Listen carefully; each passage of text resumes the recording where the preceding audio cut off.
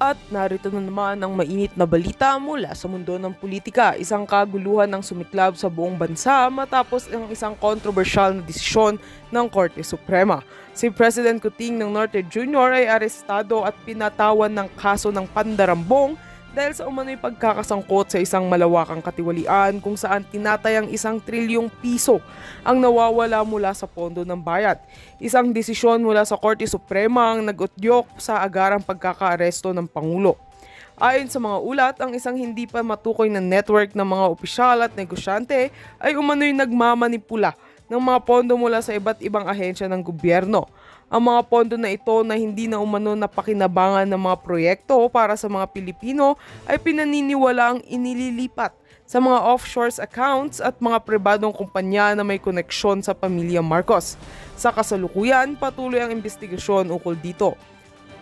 Ang Korte Suprema sa pamamagitan ng isang unanimous na desisyon ay nagtakda ng pagkakakulong kay Pangulong Marcos.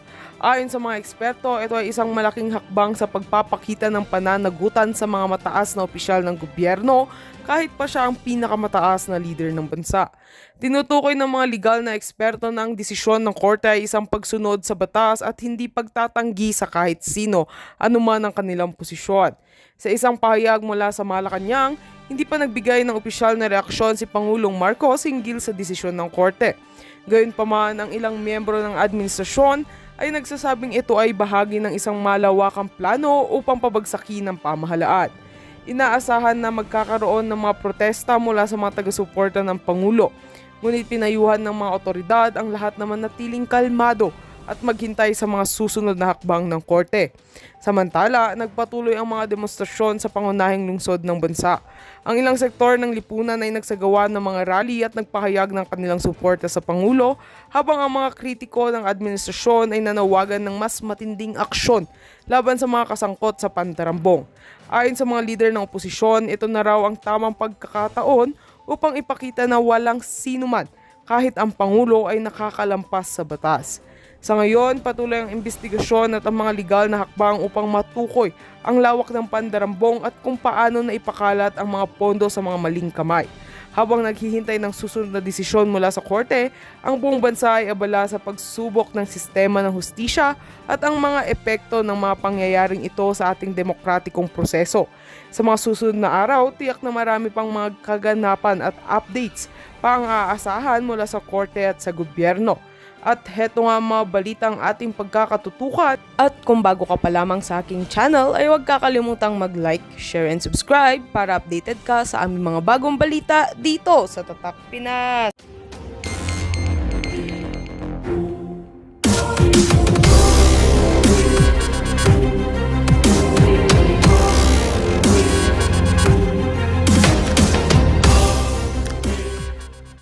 Something about it. Kaya huwag ka mapagod, araw-arawin mo hanggang sa mag-2025 elections ulit. Parang nung ginawa mo nung nakaraang eleksyon. May effect Di ba ba? nauwi sa wala? Doon nga ako papunta. Magkakaisa. Nauwi sa wala.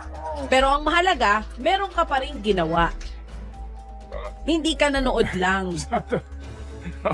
Sabi ko nga, di ba sa paggising mo sa umaga, ang iniisip po natin to, honestly itong kasamahan natin dito sa Himpilang po, no? Iniisip mo, itong mga kasamahan natin, di ba si Erwin Ocaña na nagpapagamot po sa kanyang mahal na ina, si Dean P. Fernandez, tayo lahat dito, si Aaron, si Joey, si Direk Joey, di ba na nagkukumahog dito para po sa kanyang pamilya sa probinsya. Nasa probinsya lang, pero ang tagal nang hindi makauwi ni Direk para iniipon, di ba? Para makapag-aral yung mga anak. Alam niyo yun, hindi ba isipin mo kasi parang pwede ka naman siguro mamuhay na lang ng simple, payak, meron kang, di ba, may tatawid mo, at manahimik ka na lang at para hindi na masakit sa kalooban mo na nagdadagdag ka sa nanakawin nila, di ba? O yung binabayaran mo, isinasama mo doon sa nanakawin ng mga taong ito na ang mga kababayan natin wala namang kaalaman din, di ba? Oo, kasi nga, ang galing magpanggap. Hindi po ba? Kaya ngayon, marami pa ho sila na magpapanggap at magpapanggap. Pero yun nga po mga kapatid mo, hanggang kailan po ito?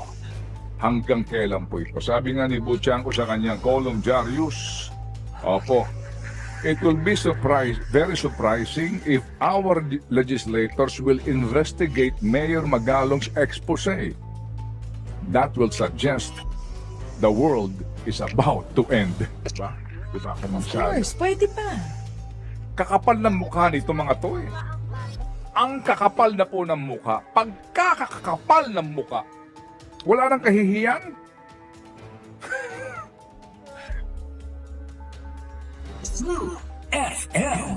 Wala na hong kahihiyan mga kapatid. Pati party list may dynasty na rin.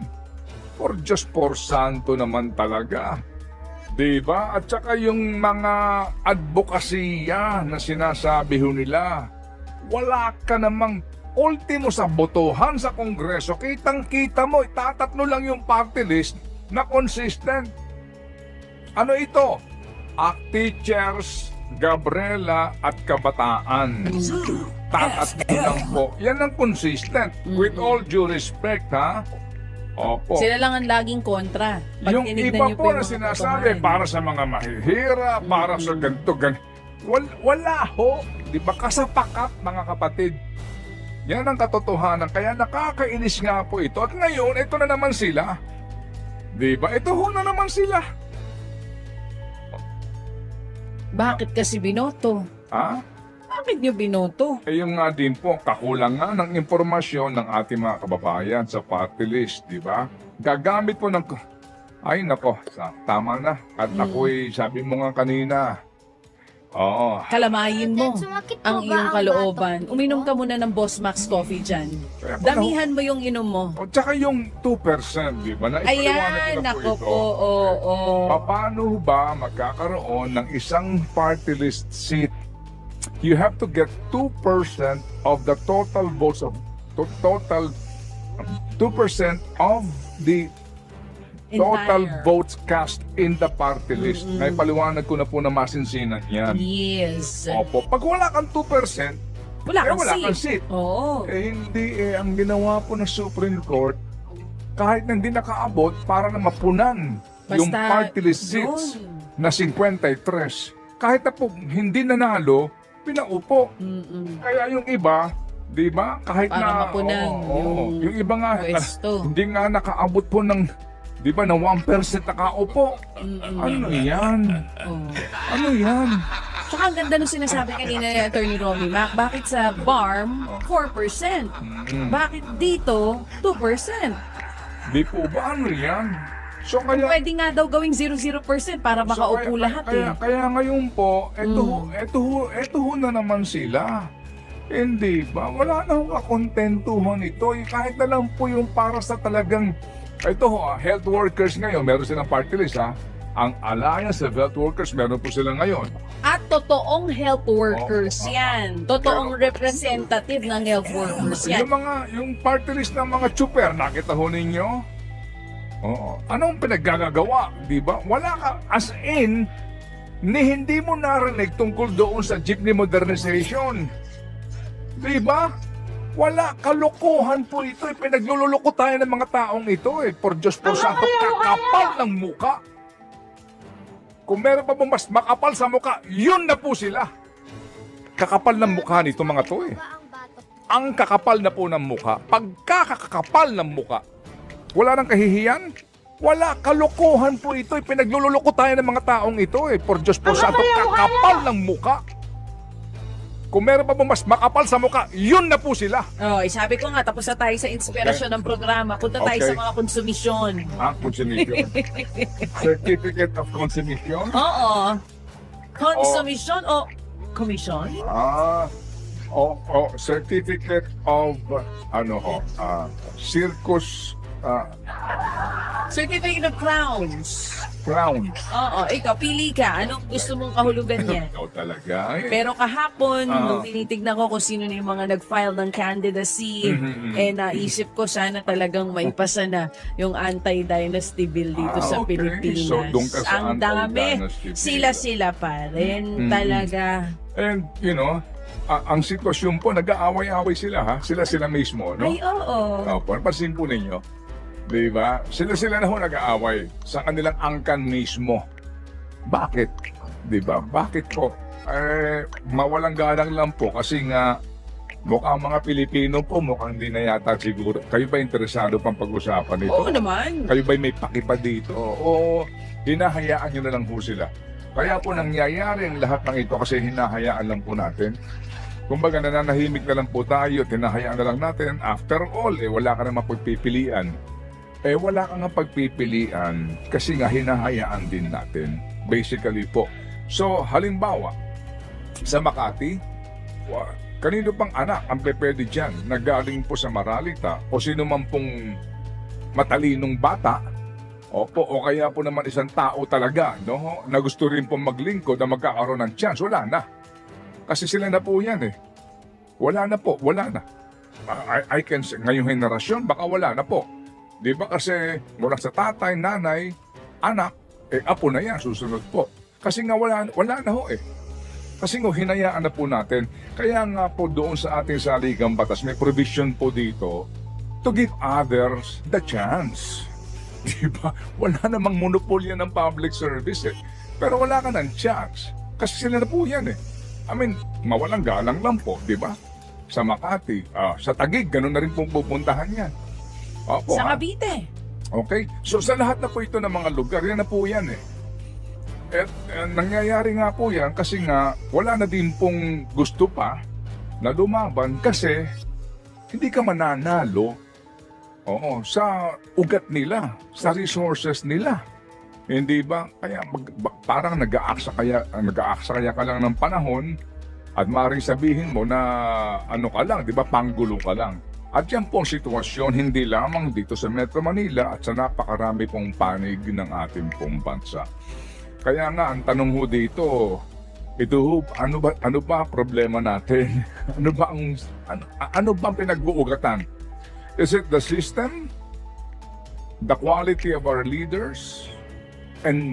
Or the quality of our people? It's all of the above. Letter B, all of the above, Professor. So, paano ho natin ito mababago? Palagay ko po, ako sasabihin ko na to be practical or cynical, if I may say so, parang mukhang sa henerasyon ko, hindi ko na masasaksihan ito. Uy, wag ka naman masyadong anak ni Aaron, di ba anak ni Joey, Direct Joey Perez, kung matalino yung anak mo, may leadership potential. Siguro sa school, pwede siya. Pero sa bayan, mismo, wala nang pag-asa. Wala ka ng pag-asa, di ba? Kasi sila na yan at sila yan. And, isipin mo ninyo, hindi ho sila kailangan maghihirap. Diba? Kasi ito na ho yun It's becoming more of a family business. And kung hayang ko lang itong sinasabi bago tayo maghatid ng mga balita. Sorry po at maaga-aga ito. Sa mga nakikinig ngayon, lalo na po sa ating mga uri manggagawa, sige, pagbutihin po natin. Kasi mag-aambag-ambag tayo sa nanakawin nila. Yun ho yung masakit dun Di ba? Naghihirap ka, nag-aambag ka sa nanakawin nila. At magnanakaw pa rin po sila. Magandang halimbawa itong kung meron kayong oras today, basahin niyo po itong column din ni Buchanko, yung ating kaibigan sa Philippine Star, sa business page po ito. Dito po inuulit niya yung mga binabanggit po ni Benji Magalong. Si Benji Magalong, alam niyo ho, sabi nga nung iba, ito rin ay pwede nga sana maging presidente ng Pilipinas.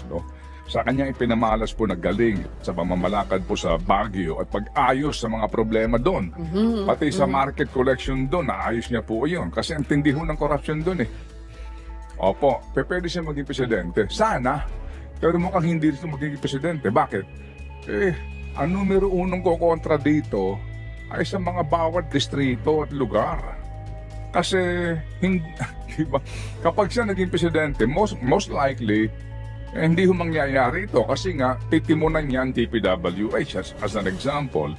So, kung gusto ho natin ng change, it must come from the top.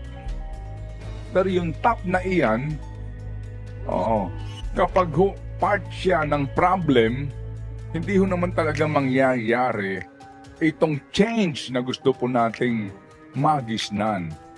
Mawalang galang lang. Hindi ho ba? Ilan na po yan? Si Pangulong Duterte, 6 months tapos ang krimen. 6 months tapos ang Tapos ang droga. droga. Hindi po ba? I mean, huwag na natin Ang balikan po. tagline niya noon, change is coming, di ba? Oo. Ito yung sinasabi ni Benji Magalong. Maganda ito Aaron. Pakinggan mo ito.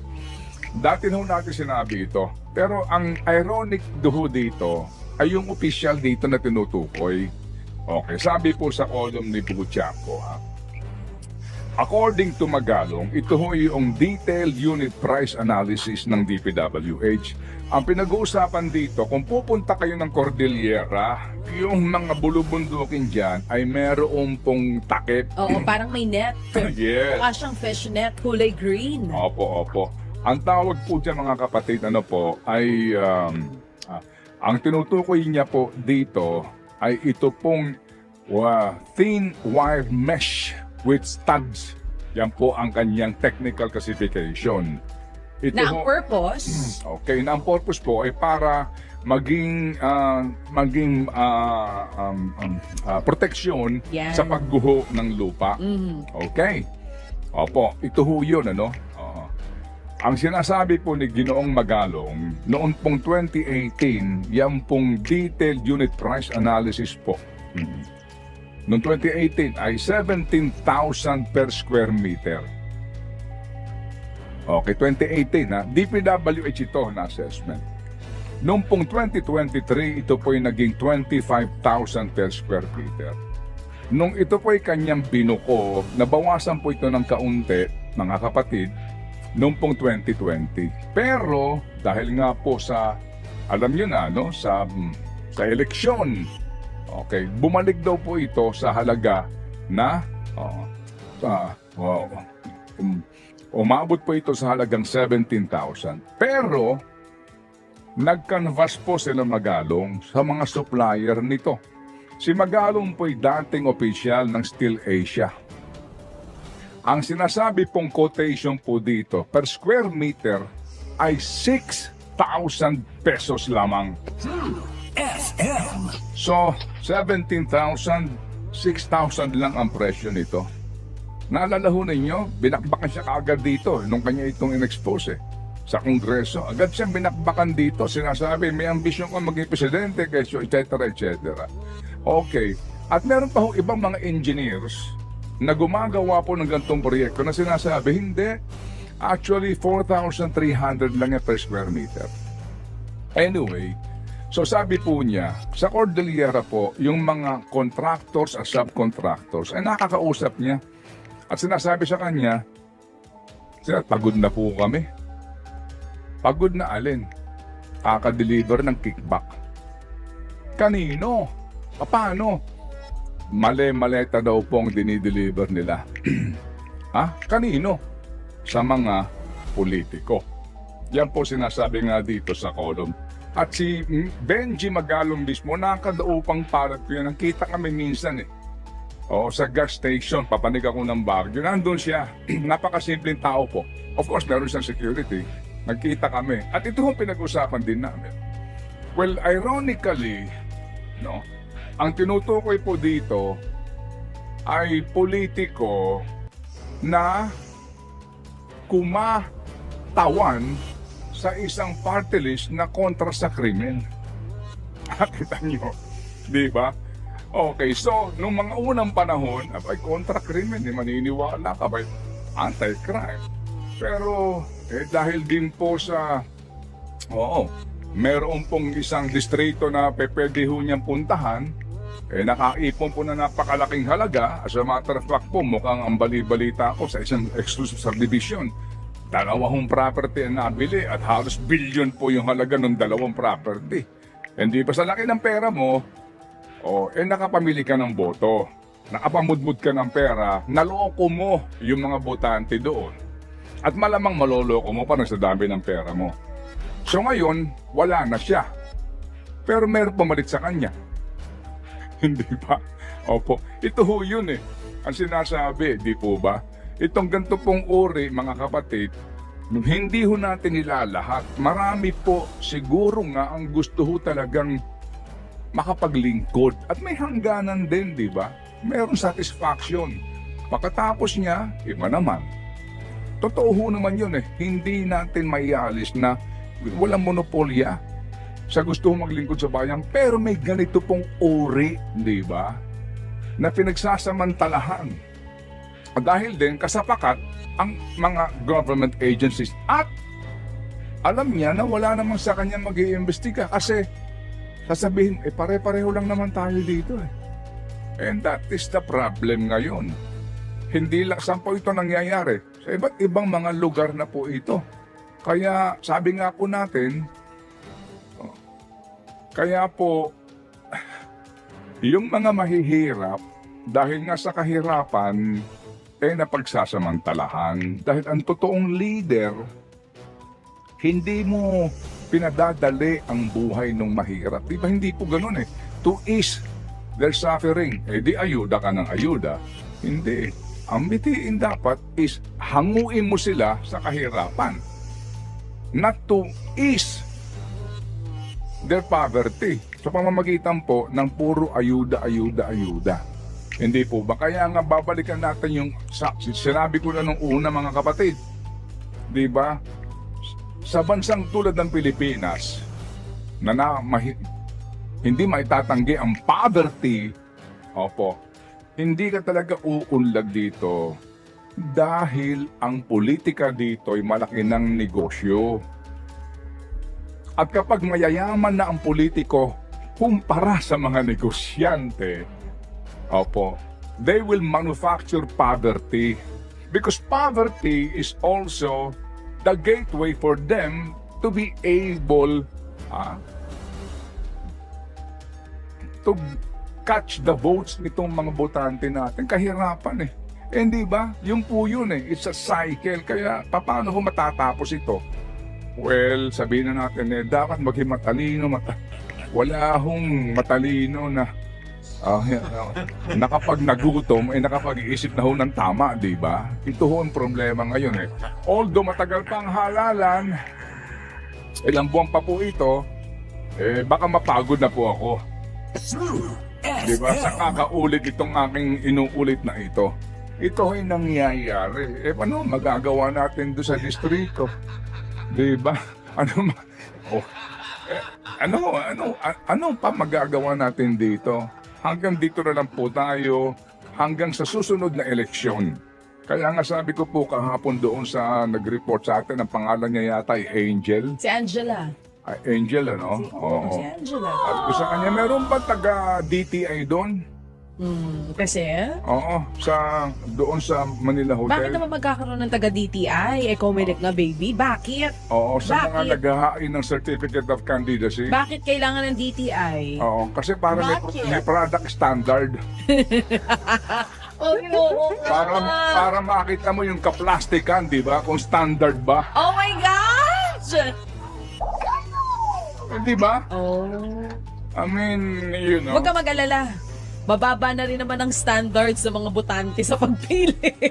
Hindi na kailangan ng DTI doon. Ang aga ng monolog, ano ha? Pero alam mo, habang pinakikinggan ka namin, napapailing na lang kami dito ni Seth Velasquez at naiisip namin yung paghihirap namin sa pagtatrabaho at yung mga tax na ibinabawa sa sweldo namin na sinasabi mo nakabili ng mga bilyong-bilyong pisong mga tahanan na in our lifetime, alam namin, hindi naman mangyayari sa amin. Kahit anong klaseng pagsisipag ang gawin namin. Hindi ba? Hindi ba? Pero, well, sabi... Noong una sila na mamayagpag, nagpalit ng administrasyon. So iba naman, pero sila may tahimik. Pero, di ba? Hindi na ho sila pati mga anak nila hindi na ho magugutom. Sa dami ho ng ninakaw nila. Kaya nga, kahit pamor tayo dito kasi mag-aambag-ambag tayo sa mga nanakawin na naman po nila. Kasi first term pa lang siya. O diba? 3 taon po yan, ha? Para po sa district, opo, at sa mga lokal, and 6 years sa mga senador. Ayoko na pong isahin pa yung isang senador, diba? Kasi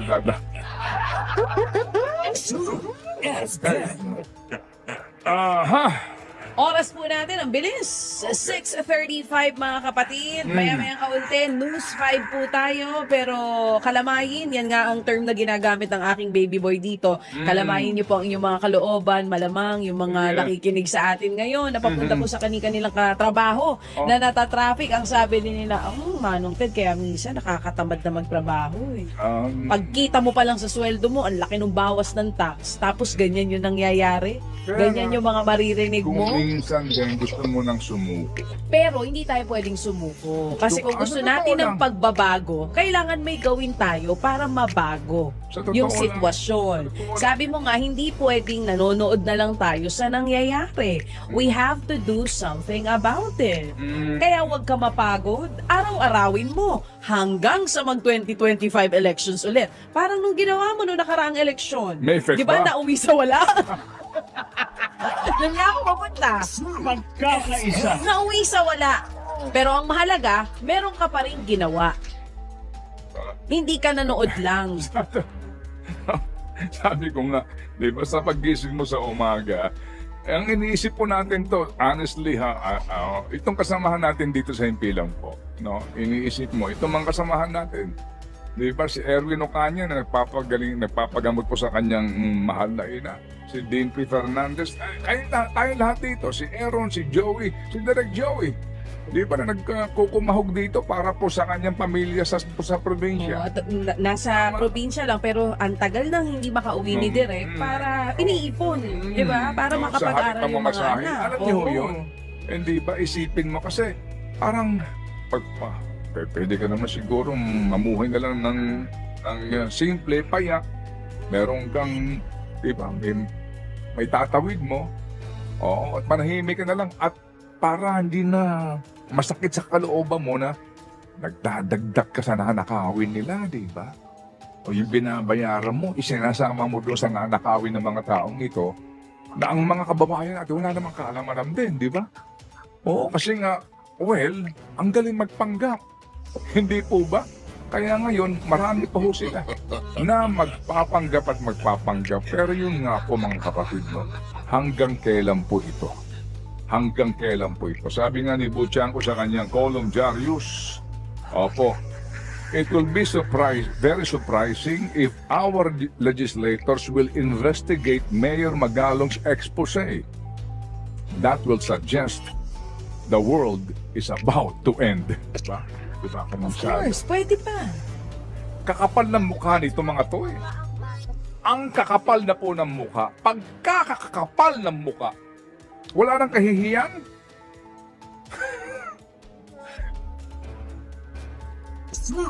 FM. Wala na hong kahihiyan mga kapatid. Pati party list may dynasty na rin. For just for santo naman talaga. Diba? At saka yung mga advokasya na sinasabi ho nila, wala ka namang ultimo sa botohan sa Kongreso. Kitang-kita mo, itatatlo lang yung party list na consistent. Ano ito? Teachers, Gabriela at Kabataan. Tatatlo lang po. Yan ang consistent. With all due respect, ha? Opo. Sila lang ang laging kontra. Pag Yung tinignan iba niyo po yung na mga sinasabi, botohan. para sa mga mahihira, para sa ganito, wala ho. Di ba? Kasapakat, mga kapatid. Yan ang katotohanan. Kaya nakakainis nga po ito. At ngayon, ito na naman sila.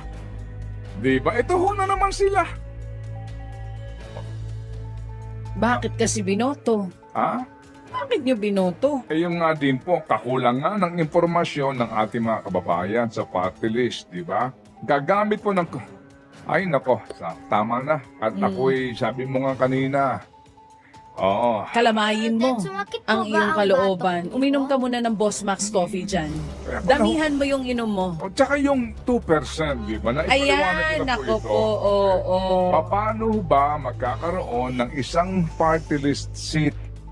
You have to get 2% of the total votes of total 2% of the total Entire. votes cast in the party list. Naipaliwanag ko na po na masinsinan yan. Yes. Opo, pag wala kang 2%, Wala eh, kang wala seat. kang seat. Oo. Hindi ang ginawa po ng Supreme Court, kahit na hindi nakaabot, para na mapunan yung Basta party list seats yun. na 53, kahit na po hindi nanalo, pinaupo. Kaya yung iba, di ba, kahit Para na... mapunan yung iba nga, pwesto. hindi nga nakaabot po ng, di ba, na 1% nakaupo. Ano yan? Oh. Ano yan? Tsaka ang ganda nung sinasabi kanina ni Attorney Romy Mac, bakit sa BARM, 4%? Bakit dito, 2%? Di po ba, ano yan? So kaya... Pwede nga daw gawing 0% para makaupo lahat Kaya ngayon po, eto ho na naman sila. Hindi ba? Wala na akong kakontentuhan ito. Kahit na lang po yung para sa talagang, ito ho, health workers ngayon, meron silang party list ha. Ang Alliance of Health Workers, meron po sila ngayon. At totoong health workers Oo. yan. Totoong representative ng health workers yan. Yung party list ng mga chuper, nakita ho ninyo? Oo. Anong pinaggagawa, di ba? Wala ka, as in, hindi mo narinig tungkol doon sa jeepney modernization. Di ba? Wala, kalokohan po ito. Pinaglululoko tayo ng mga taong ito For Diyos po santo, kakapal ng muka. Kung meron pa pong mas makapal sa muka, yun na po sila. Kakapal ng mukha nito mga to Ang kakapal na po ng muka, pagkakakapal ng muka, wala nang kahihiyan? Wala, kalokohan po ito. Pinaglululoko tayo ng mga taong ito For Diyos po santo, kakapal ng muka. Kung meron pa pong mas makapal sa muka, yun na po sila. Sabi ko nga, tapos na tayo sa inspirasyon ng programa. Punta tayo Okay. sa mga konsumisyon. Consumption. Certificate of Consumption? Oo. Konsumisyon o commission? Certificate of, circus, Certificate of crowns. crown. Oo, ikaw, pili ka. Anong gusto mong kahulugan niya? Talaga. Pero kahapon, nung tinitignan ko kung sino na yung mga nag-file ng candidacy, naisip ko sana talagang may pasa na yung anti-dynasty bill dito sa Okay. Pilipinas. So, doon ka sa Ang dami. anti-dynasty bill. Sila-sila pa rin. Talaga. And, ang sitwasyon po, nag-aaway-aaway sila, ha? Sila mismo, no? Ay, oo. Opo, napansin po ninyo. Di ba? Sila na ho nag-aaway sa kanilang angkan mismo. Bakit? Di ba? Bakit po? Mawalang galang lang po kasi nga mukhang mga Pilipino po mukhang hindi na yata siguro. Kayo ba interesado pang pag-usapan ito? Oo naman. Kayo ba may pakipa dito? O hinahayaan nyo na lang po sila? Kaya po nangyayari ang lahat ng ito kasi hinahayaan lang po natin. Kumbaga nananahimik na lang po tayo, tinahayaan na lang natin. After all, wala ka na mapagpipilian. Wala kang pagpipilian kasi nga hinahayaan din natin. Basically po. So, halimbawa, sa Makati, kanino pang anak ang pwede dyan na galing po sa Maralita o sino man pong matalinong bata o kaya po naman isang tao talaga no, na gusto rin pong maglingkod na magkakaroon ng chance. Wala na. Kasi sila na po yan Wala na po, wala na. I can say, ngayong henerasyon, baka wala na po. Di ba kasi mula sa tatay, nanay, anak, apo na yan, susunod po. Kasi nga wala na ho Kasi nga hinayaan na po natin. Kaya nga po doon sa ating saligang batas, may provision po dito to give others the chance. Di ba? Wala namang monopolya ng public service Pero wala ka ng chance. Kasi sila na po yan I mean, mawalang galang lang po, di ba? Sa Makati, sa Taguig, ganun na rin pong pupuntahan yan. Opo, Sa Cavite. Okay? So sa lahat na po ito ng mga lugar, yan na po yan At nangyayari nga po yan kasi nga wala na din pong gusto pa na lumaban kasi hindi ka mananalo sa ugat nila, sa resources nila. Hindi ba? Kaya parang nag-aaksa kaya ka lang ng panahon at maaaring sabihin mo na ano ka lang, di ba? Panggulo ka lang. At yan pong sitwasyon hindi lamang dito sa Metro Manila at sa napakarami pong panig ng ating pong bansa. Kaya nga, ang tanong ho dito, ano ba problema natin? ano ba ang pinag-uugatan? Is it the system? The quality of our leaders? Or the quality of our people? It's all of the above. Letter B, all of the above, Professor. So, paano ho natin ito mababago? Palagay ko po, ako sasabihin ko na to be practical or cynical, if I may say so, parang mukhang sa henerasyon ko, di ko na masasaksihan ito. Uy, wag ka naman masyadong nega. Anak ni Aaron, Oo. di ba anak ni Joey, Direct Joey Perez, kung matalino yung anak mo, may leadership potential. Oh, siguro sa school, pwede siya. Pero sa bayan, Wala mismo, ng pag-asa. wala ka ng pag-asa, Oo. di ba? Kasi sila na yan eh. Oo, at sila yan. And, opo, isipin mo ninyo, hindi ho sila kailanman maghihirap. Di ba? Kasi ito na ho yun eh. It's becoming more of a family business. And, tunghayan ko lang itong sinasabi bago tayo maghatid ng mga balita. Sorry po at maaga-aga ito. Sa mga nakikinig ngayon, lalo na po sa ating mga uri manggagawa, sige, pagbutihin po natin. Kasi mag-aambag-ambag tayo sa nanakawin nila. Yun ho'y masakit dun eh. Di ba naghihirap ka, nag-aambag ka sa nanakawin nila. At magnanakaw pa rin po sila. Maganda halimbawa itong... kung meron kayong oras today, no? Basahin niyo po itong column din ni Buchanko, yung ating kaibigan sa Philippine Star, sa business page po ito. Dito po inuulit niya yung mga binabanggit po ni Benji Magalong. Si Benji Magalong, alam niyo ho, sabi nga nung iba, ito rin ay pwede nga sana maging presidente ng Pilipinas, no? Sa kanyang ipinamalas po na galing sa pamamalakad po sa Baguio at pag-ayos sa mga problema doon. Pati sa market collection doon, naayos niya po yun. Kasi ang tindi ho ng corruption doon eh. Opo, pwede siya maging presidente. Sana, pero mukhang hindi ito magiging presidente. Bakit? Ang numero unong kukontra dito ay sa mga bawat distrito at lugar. Kasi, diba, kapag siya naging presidente, most likely, hindi ho mangyayari ito kasi nga titimunan niya ang DPWH as an example. So kung gusto ho natin ng change, it must come from the top. Pero yung top na iyan, kapag ho part siya ng problem, hindi ho naman talaga mangyayari itong change na gusto po nating magisnan. Mawalang galang lang. Hindi ho, ilan na po yan? Si Pangulong Duterte, 6 months tapos ang krimen. 6 months tapos ang Tapos ang droga. droga. Hindi po ba? I mean, wag na natin Ang balikan po. tagline niya noon, change is coming, di ba? Oo, ito hong sinasabi ni Benji Magalong. Maganda ito Aaron, pakinggan mo ito. Dati ho natin sinabi ito. Pero ang ironic dito ay yung official dito na tinutukoy. Okay, sabi po sa column ni Buchanko according to Magalong, ito ho yung detailed unit price analysis ng DPWH. Ang pinag-uusapan dito, kung pupunta kayo ng Cordillera, yung mga bulubundukin dyan ay meron pong takip. Oo, parang may net. Yes. Mukha siyang fish net, kulay green. Opo. Ang tawag po dyan mga kapatid, ay ang tinutukoy niya po dito ay ito pong thin wire mesh with studs. Yan po ang kanyang technical classification. Ito Na ang purpose, okay, na ang purpose po ay para maging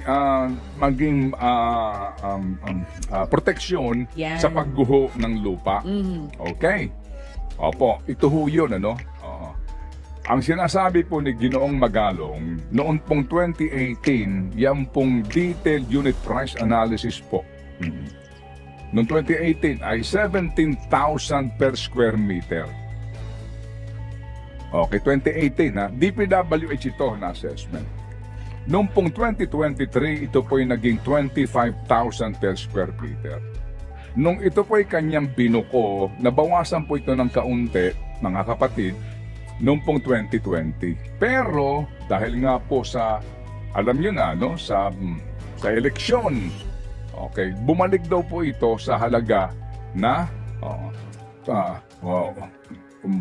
umabot po ito sa halagang 17,000. Pero nag-canvas po sila Magalong sa mga supplier nito. Si Magalong po ay dating opisyal ng Steel Asia. Ang sinasabi pong quotation po dito per square meter ay 6 pesos lamang.